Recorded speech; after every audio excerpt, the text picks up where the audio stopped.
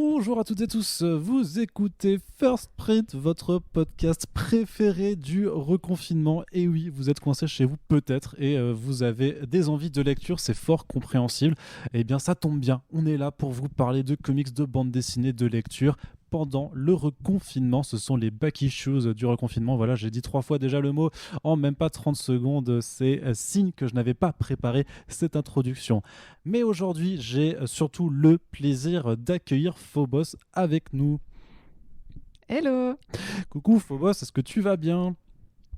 Eh bien écoute, je vais aussi bien qu'on peut aller pendant un reconfinement. Eh bien écoute, c'est typiquement le genre de réponse passe-partout que je donne aussi aux gens qui me demandent comment je vais en ce moment.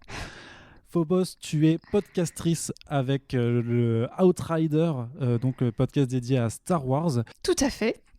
Effectivement. Oui, non, mais il faut confirmer parce que sinon, si je dis des conneries, il faut m'arrêter tout de suite. Mais tu es aussi cosplayeuse et photographe. Et vous aurez d'ailleurs dans le lien de la description de ce podcast le lien pour ton book photo où tu fais du coup des portraits, mais tu fais aussi justement des photos de cosplay. Exactement. Voilà, donc ça c'est pour la présentation. Et Phobos, aujourd'hui tu vas nous parler non pas vraiment d'un comics, c'est une bande dessinée dans le sens un petit peu plus traditionnel. Ça s'appelle La Différence Invisible et c'est sorti chez Delcourt Mirage. Dis-moi donc un petit peu qu'est-ce que c'est que ça ? Alors effectivement, là c'est pas un format comique, c'est plutôt un format bande dessinée, voire même roman graphique. Et c'est donc une BD de Julie Dachez au scénario et de Mademoiselle Caroline au dessin. Et en fait c'est la première BD de son autrice, Julie Dachez, qui à la base ne se destinait pas du tout à faire ce genre de production artistique, puisqu'elle a fait une école de commerce. Mais en fait, au cours de sa vingtaine, elle s'est retrouvée diagnostiquée en tant qu'autiste Asperger. Et donc, elle a voulu partager son expérience, d'abord à travers un blog et une chaîne YouTube, puis à travers une BD. Et c'est donc La Différence Invisible. Alors concrètement, de quoi ça part ? J'imagine que l'autrice se met en scène ou est-ce qu'elle met en scène un autre personnage ? Comment c'est présenté ? Alors, le personnage ne s'appelle pas Julie, mais on comprend très vite que c'est quand même un avatar de l'autrice, puisque on est quasiment dans l'ordre de l'autobiographie, où effectivement elle va raconter l'histoire de ce personnage qui s'appelle Marguerite, qui a 27 ans, qui travaille dans une entreprise à Nantes, donc tout comme l'autrice qui vit à Nantes. Et puis qui a des petits problèmes dans sa vie sociale par rapport à la manière dont elle vit les bruits, les odeurs, la sensation du toucher, etc. Et en fait, elle va se rendre compte petit à petit que les gens, effectivement, n'ont pas les mêmes sensations, n'ont pas les mêmes ressentis qu'elle, et que y a peut-être quelque chose à creuser là-dedans.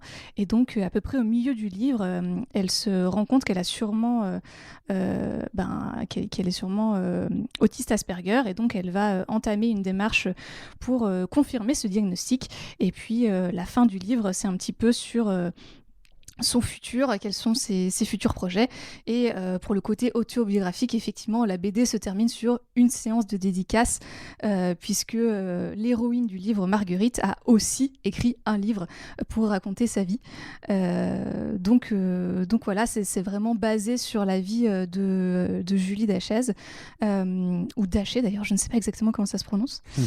Et la petite particularité de la BD, c'est qu'en fait, elle commence quasiment en noir et blanc, avec juste quelques touches de couleur rouge qui représentent en fait toutes les agressions du quotidien que va subir l'héroïne. Et puis, au fur et à mesure de la découverte de ce diagnostic qui en fait va la libérer, eh bien, il y a de plus en plus de couleurs qui vont rentrer dans la bande dessinée, qui va finir du coup entièrement en couleur.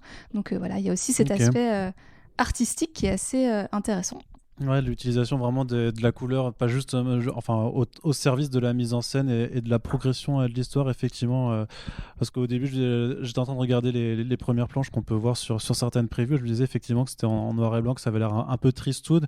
Mais l'idée, peut-être, alors, tu me dis, moi je ne l'ai pas lu, mais de ce que je comprends, est-ce que c'est aussi pour présenter ce diagnostic en fait de façon plus positive, si le but c'est de passer du noir et blanc à toutes les couleurs?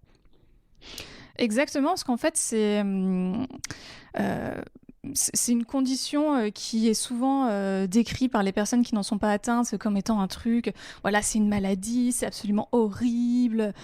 Quand le diagnostic tombe, c'est genre le couperet tombe là-dessus. Alors qu'en fait, on se rend compte que pour l'autrice et pour pas mal de personnes d'ailleurs qui sont sur le spectre autistique, en fait, c'est plutôt une libération parce que ça met des mots sur quelque chose qu'ils pouvaient avoir du mal à comprendre. Et en fait, ça leur donne les outils, les réseaux, des informations à aller chercher pour mieux se comprendre eux et pour mieux vivre au quotidien, tout simplement. Donc en fait, c'est vraiment, l'autrice décrit ça comme une libération. D'ailleurs, son entourage comprend pas trop parce que pour eux, c'est quelque chose d'assez négatif. Mais en fait, pour elle, non, au contraire, c'est effectivement quelque chose de très positif. Et d'ailleurs, toute la BD se veut assez didactique sur le sujet. Alors certains lui reprochons peut-être justement que c'est parfois un petit peu trop dans la pédagogie et dans l'explication.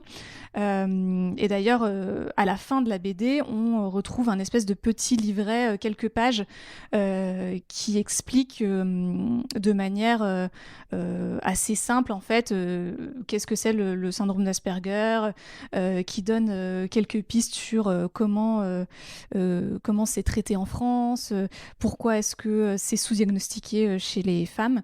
Donc voilà, il y a aussi des infos un peu, plus du côté scientifique, qui sont intégrées dans cette BD, qui se veut vraiment très pédagogique.